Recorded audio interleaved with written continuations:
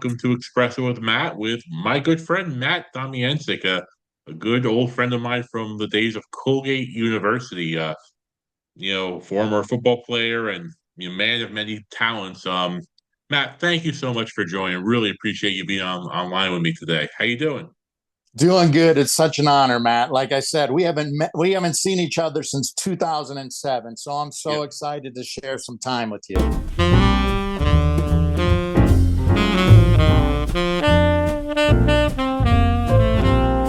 You know, we won't go down too much memory lane, but Matt and I shared a wonderful summer in the wonderful town of Earlville, New York, where we trained for football. We lived like football monks that year. I mean, we pretty much have mattresses and we could afford that. And that was your first year at Colgate, right? That was right. Mm-hmm. It was a little bit. I mean, we can say it now. We Yeah, weren't big time football, but no, Coach Ed Argas, to get yeah, me to go to Colgate over Harvard, said, "I'm going to give you a job running the weight room. Nobody's there in the summer, so you can lift all day, study the playbook, and yeah, I'm going to give you a free house." yeah. So we didn't have Yeah. to pay rent. No, no. And when we got there, we found out why. Yeah. It was simply not imagined, but I somehow got a job too, but I ended up working in the graveyard of all things. I had to do the landscaping in the graveyard. So, addition and espresso with Matt, I have my Cafe Bustelo here. You said you're kind of a coffee connoisseur these days. So, what are you drinking these days in your coffee cup? So we have Purity espresso beans that are organic, no pesticides and mold. I put in C8 caprylic acid, MCT, that kind of fuels your brain.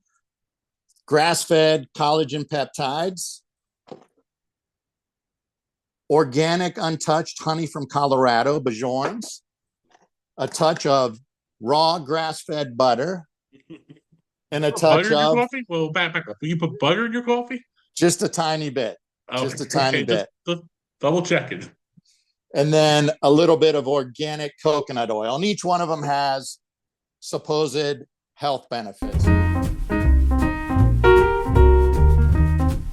As we got down memory lane and talked about the many, many items in your coffee mug, give everyone kind of a summary, a little background of some of your background, from your playing days through your law enforcement career to what you're doing now, because I think you have one of the most fascinating journeys out there and really an amazing journey to get from point A to point B where you're at. So maybe share that a little bit with the audience.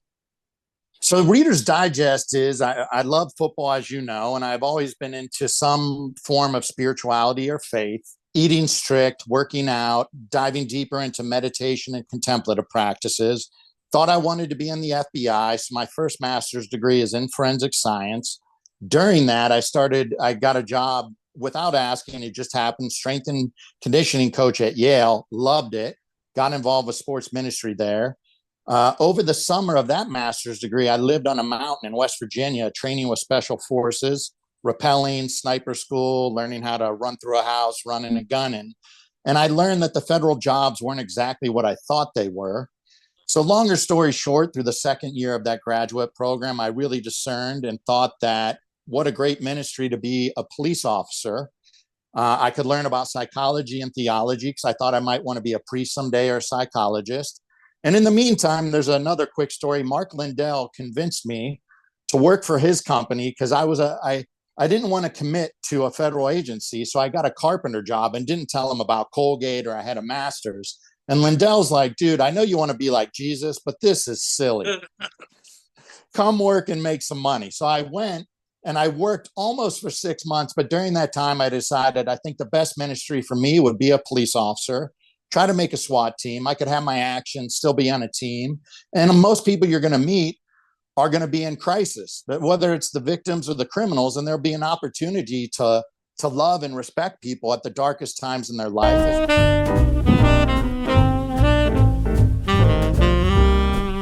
A lot of these cops, not much different than our football buddies, we have this masculine stigma of suck it up, drive on, be tough. But when you're around suffering people, when you're around trauma, the whole suck it up, be tough thing in the regular population, but especially with first responders and veterans, often leads to PTSD, domestic issues, divorce. uh, addiction and suicidal ideation and other things going sideways. Because if you're a human being, there's some things that should break your heart or make you upset or have like a variety of emotions rather than just suck it up, drive on, hit the gas pedal. So I ended up being a cop. I worked patrol, peer support, which is the mental health. And that wasn't cool back then. It was usually cops that weren't working the heavy crime districts or on Yeah. SWAT. I was a strength coach at Yale and then Georgetown when I switched to be a cop in the DC area and doing sports ministry. And I think my mission remained the same while I was a cop and coach. I got medically retired. I ended up being a strength coach and sports psych in Los Angeles at a private facility and eventually starting a nonprofit after I got two more masters. I have another master's in sports psychology and one in pastoral theology. And it's really about trying to destigmatize better self care and being in touch with our authentic selves. Like you can lift weights, shoot well, do jujitsu, martial arts, be a successful CEO, lawyer, doctor, be competitive, but also be sentimental and emotional and present to your partner, your children, your friends without it meaning you're weak or soft or things like that. Matt, first of all, amazing story.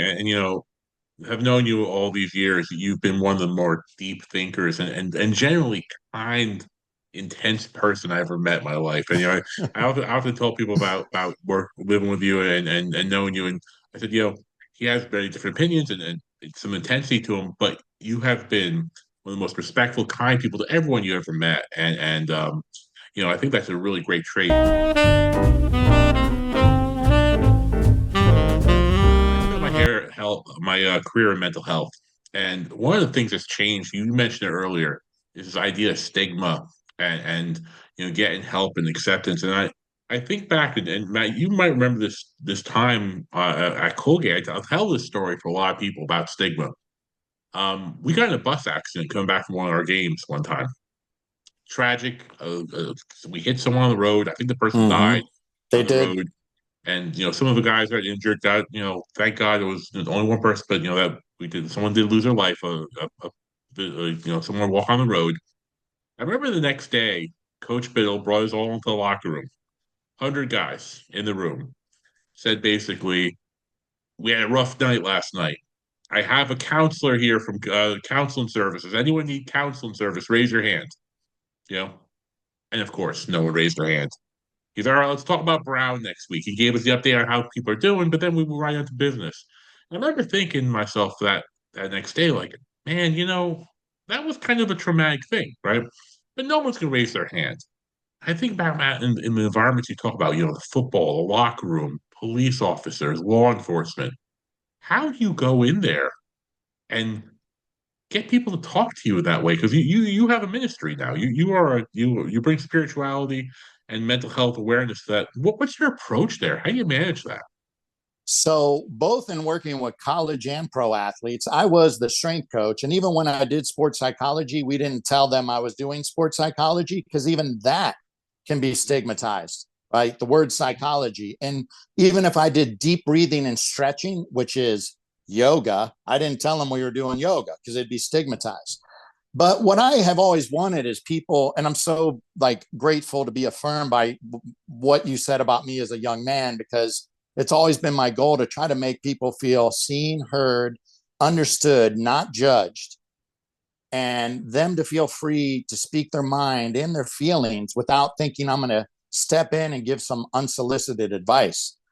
We really need to hold sacred space for each other. And at least with these communities, very much like what Biddle did, it'll be after a traumatic event. They'll say, do you want some help? And the person that's offering the help is somebody that's not culturally competent. Say in that case, it might be somebody that didn't understand football players at all. Or you have mental health professionals, chaplains, or even the peer support members in a police and fire department that are not the go-getters, that are not the ones hustling to make arrests on patrol. And even the therapists often are people that may not be culturally competent to understand the cops, firefighters, or the veterans, and they may not be trauma informed as well. So they hear a story and then they get all dramatic. So my approach has always been you got to build trust and rapport, and you do that not in an inauthentic way, but being one of the guys. When I could at Yale and Georgetown, I lifted weights and ran with the teams if we had enough coaches, or they saw me lifting before or after their teams. With the police departments, I rode along the midnight shift in the worst part of Los Angeles every Friday, Saturday, and sometimes Sunday night in the cage. It's such a bad area. There's two cops up front. So I'm behind the cage with my knees touching the cage, riding with the people they're arresting. They know I'm not getting paid. They know I'm a volunteer. I lift weights. I shoot guns with them. They know I used to be a cop, and I have no agenda. In my experience, I worked in HR, leadership, mental health. What you talk about is that connection with people and that idea of just being there. I think, you read all these leadership books, read these things on how to manage, it really comes down to a very simple thing. Can you connect with people? And how do you connect with people? You connect with them by being with them and enjoying them and understanding them and talking with them. And, I think that's such a great leadership message. And, whether it's with the law enforcement or whether it takes to sports or whether it takes to any leaders out there, that being idea of being present. Now, you have a very spiritual side to you, and Mhm. you bring that forward in your work with them. Now, how has that affected your leadership, and how have you been able to kind of weave that into your style and your skills? My approach and my calling, I think, has been different from the beginning. And when you do something technically called spiritual direction, which I've been involved in, like as the person seeking pastors or priests, and I always found people that also were trained psychologically. So they had additional education. Yeah. And also, technically, as a chaplain, either in a hospital or for police and fire, your job is not to push religion. However, in life in general, somebody hears anything around that's the guy that's religious or goes to church or the chaplain, or even in the sports ministry, they're like, oh no, here it comes 10 steps to Jesus. This is how you get your ticket to heaven, to see some white bearded guy in the sky on the day you physically die. And if you don't interpret scriptures exactly the way my church, my denomination, or my genre does, you're wrong. You're going to hell. And I'm not going to hang out with you unless you convert to my church. And my approach is, and this is what good spiritual direction or chaplaincy should be, I don't care if you're religious or not, you identify as agnostic or atheist. Spirituality really is something we all have, and we demonstrate it by how we are living out the most important values in our life and how we relate to other people, how we relate to a greater good or a higher power if we believe in it. And what's our framework for finding meaning and purpose in adversity, suffering, darkness, and the unfair things that are out of our control? So doing the listening and asking questions is like, Matt, over time, I want to learn about your background and your values and help you live them better. I have no agenda to try to tell you how to live your life. And if you don't live it like I do, then you're wrong. And, so. Yeah, I mean, I gotta tell you, that's such an important message. And over the years where I worked in a youth program and worked in other mental facilities. The spirituality for individuals suffering with mental health issues is such an important component, and quite frankly, one I think we're missing a lot in this country. Um, we have a very medical model for treatment, and medical models based on a lot of medication, and some people Mm-hmm. need the medication, and then a lot of individual therapy. And if you think about it, the model having 1 hour sessions or individual therapy is not how humans are meant to live. Humans are meant to live in communities with people and interact, and to me that's where spirituality comes to so important. So I gotta tell you, for me in my hospital work there, working with a chaplain, working with the youth and the youth programs was so important. It brings that sense of unity. It brings a sense of purpose, and understand there's some really challenging times. And so I think that's just a wonderful mix of between being present and non-judgmental of that, and something unfortunately we need a lot more of in society these days. And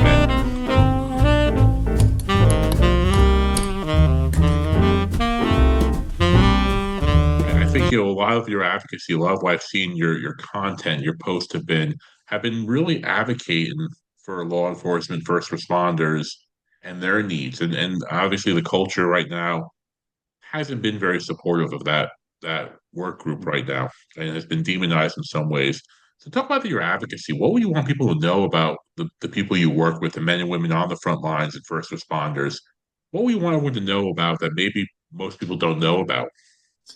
Well, there's a number of elephant in the rooms, and they all contribute to mental health, wellness, and spirituality. Our military, police, and fire get no instruction manual on how to deal with a steady diet of toxic, dysfunctional, and sometimes like pure evil people, as well as cumulative stress every day, adrenaline dumps, shift work, and being immersed in the suffering of innocent people. Yeah.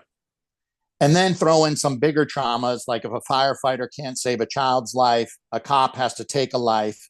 And then people make assumptions that they might have resources, but they don't. So there's no understanding of all this, as well as betrayal by your leadership, district attorneys, the politicians, and media telling false narratives about cases. If you know any of these big cases, if you can peek behind the curtain, they're intentionally stirring the community up against the police without telling the truth. And when it's all said and done, after 2 or 3 years, a lot of these cases, the police officer wasn't brutal. He wasn't racist. He was found justified in what he did, but he's been dealing with death threats and became an alcoholic or lost his house because he was on unpaid leave. And they don't have psychological resources to help them, or they're not trauma informed and culturally competent, like I said, and or it's stigmatized. Also, people want police officers to act like lawyers, judges, psychologists, social workers, and Yeah. nurses and doctors. There's no training on the front end, and then you don't have good resources after it hits, and then you have expectations of being a ninja that makes a fight look pretty, and you can shoot as good as a Green Beret or Navy SEAL with exponentially less training. Yeah.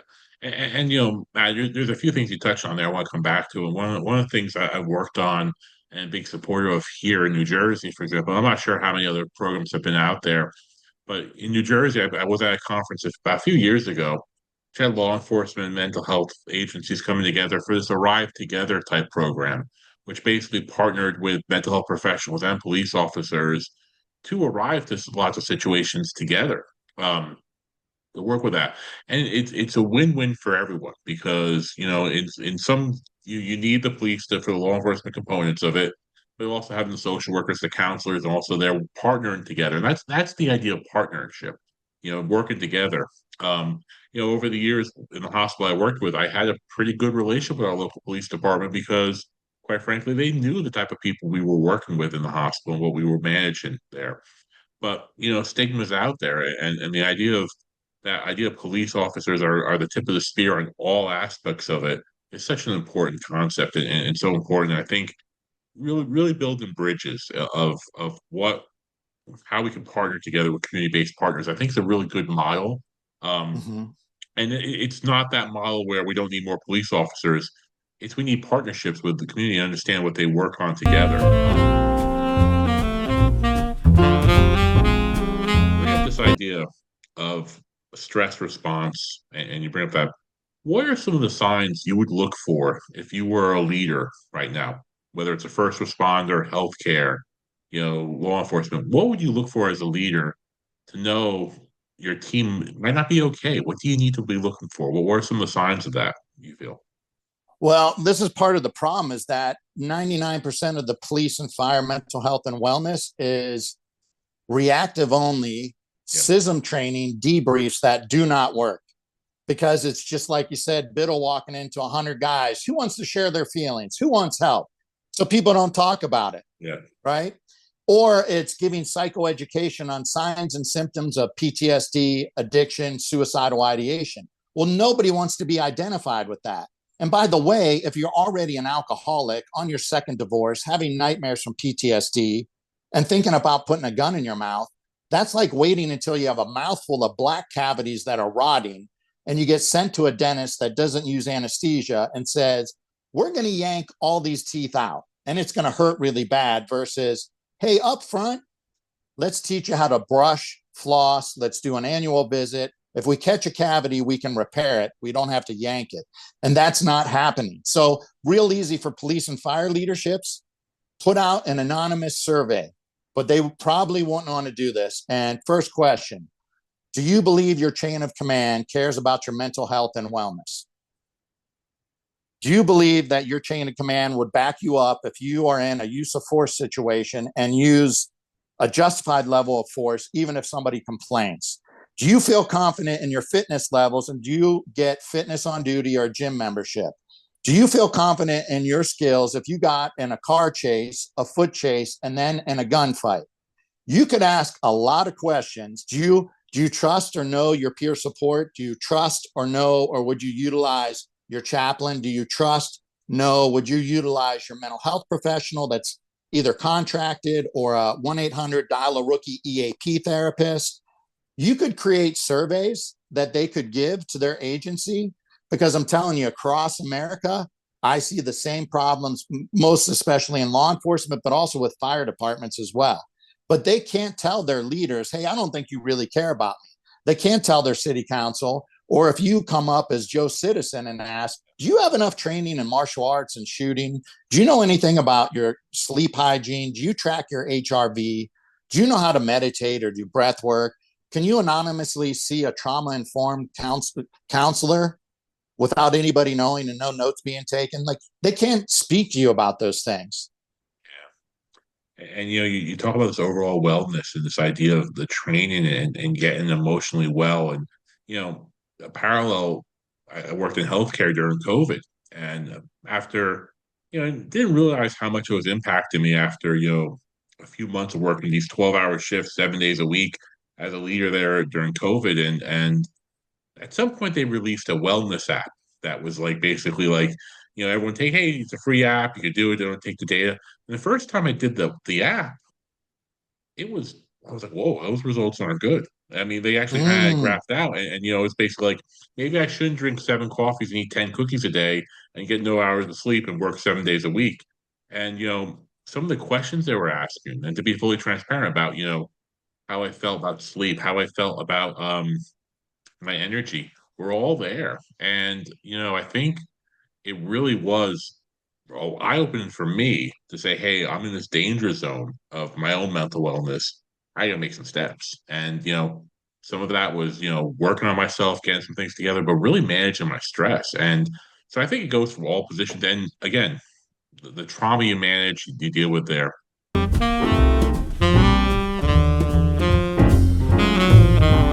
Matt, you have such an important message, and you're getting out there to so many different people.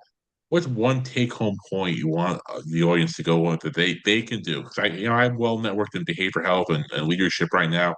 What's one message you want leaders of behavioral health to know out there about the people you work with and the work you do?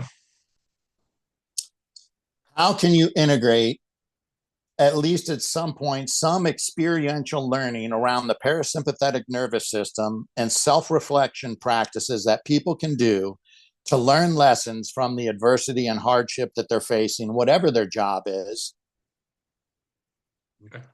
Okay. and integrate a little bit of silence, solitude, immersion in nature, and fasting from technology in our lives. If you can't do it at work, you set aside time at home to do it once a day or once a week. And I highly encourage all organizations to consider doing experiential workshops or having retreats for their employees where they may get to spend some time in nature, do some outdoor activities, do some type of breath work, and have somebody teach them about the somatic effects of stress.